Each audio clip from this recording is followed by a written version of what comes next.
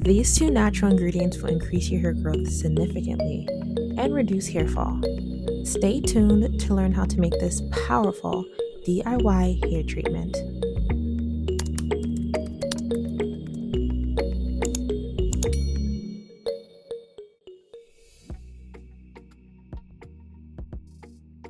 Hey guys, it's Maxine. Welcome to another video, and if this is your first time on my page, welcome. Shout out to my subscribers who've been rocking with me. All three of y'all. I'm a bit late with this video, but hopefully you guys and the algorithm gods love it. In today's video, I'm going to be showing you guys how I use cloves and rosemary for hair growth. And I'm gonna say this, regardless of your hair texture or ethnicity, your hair can grow. We just gotta find the things that work for our hair. And I've had great results incorporating these two ingredients into my hair routine. So please watch till the end. I'm going to talk about the benefits of these ingredients and how I've incorporated them into my hair care routine. Studies have shown that rosemary water can be an effective treatment to increase hair growth, thickness, and even reduce breakage.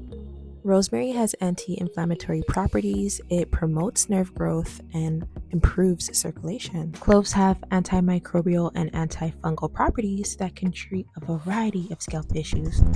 It should be noted that both cloves and rosemary help defend our hair from its biggest op, or enemy of progress, DHT. And we can talk about DHT another time, I ain't got time for my haters. To make this special, powerful hair treatment, you're going to need some rosemary, some cloves, a mortar and pestle, or something to crush the ingredients, freshly boiled water, a mason jar, a spray bottle, or a nozzled bottle. And we will not be boiling this mixture today. When boiling it, we kind of run the risk of evaporating out those good nutrients that we want to keep. So we're going to steep it like a tea and allow the water to slowly be infused over a period of 24 to 48 hours. So let's start by thoroughly washing and drying our rosemary. And if you're a plant lover like me, I'm going to try to propagate a piece of that bad boy and add it to my garden.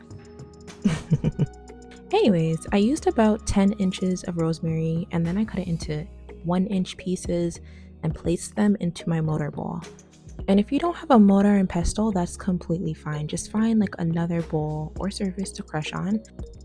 And that shouldn't really affect your result, but of course my way is a bit more fun. And for the next step, we're going to crush the rosemary till we smell its strong aroma in the room. Crushing the rosemary is important because it helps to release some of its essential oil glands. And these oils will seep into our rosemary infused water. This is what it looked like. The leaves are still on there for the most part, but the stem is a bit cracked. And we're ready to add our cloves to the mix. So you can add about a teaspoon of clove powder or about 4 to 6 cloves. And you already know what to do.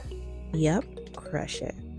And we are ready to add our mixture to our mason jar. So you can use whatever mason jar, you know. I think this one is a recycled one because let's think about the planet.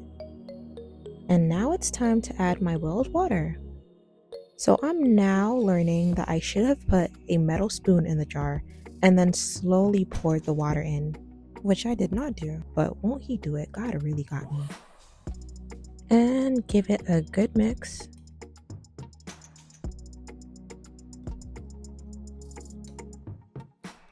Next, we're going to cover our jar and wrap it in a piece of clothing to keep the heat in.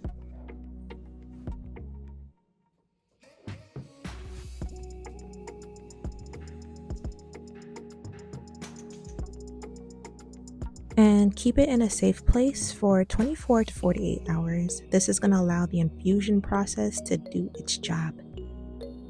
And honestly, I felt like a kid on Christmas Day unwrapping this thing. And look at our beautiful mixture. Yes. This was after 24 hours and I was just so excited. I wanted to use it right then and there.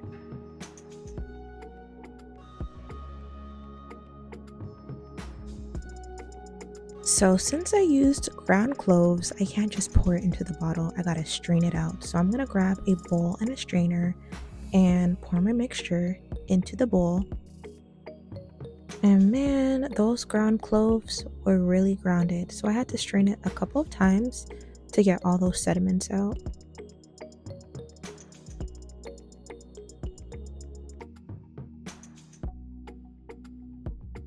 So next you're going to grab your container of choice, whether it be a nozzle bottle or a spray bottle.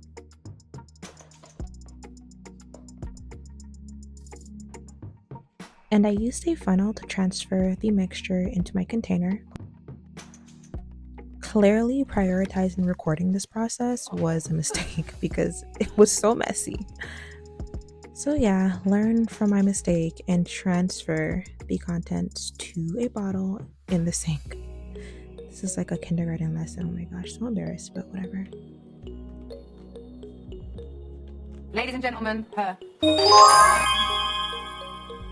And here she is. We're about to use this, but not quite yet. I personally like to use this tea or water infusion on a clean base, so I'm just gonna wash my hair real quick. For those of you who have not seen my wash day routine, I'll definitely link it below. Scrub, scrub, scrub.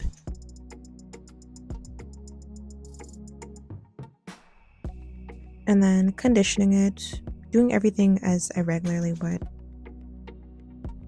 I like to detangle my hair and then go in and make about 8 twists. So I'm just going to do that. And this helps me with the detangling process. Okay, so I have my rosemary mixture. And I'm just going to apply it to my scalp and my hair. This feels so soothing on the scalp. It has such a cooling effect. As you can see, this is meant to be your final rinse, so you're not supposed to wash it out. This next step is so important. The thing about rosemary water is that it kind of has a clarifying effect, which is so good, but I find that I have to treat it as a 2-step process and always follow up with a moisturizer. Since I have really dry hair, I went in with my leave-in conditioner before I even left the shower, which I found was beneficial. And then after I got out the shower, I went in again with some more moisturizing products. So please remember to moisturize your hair a little bit extra, and then you can style as usual.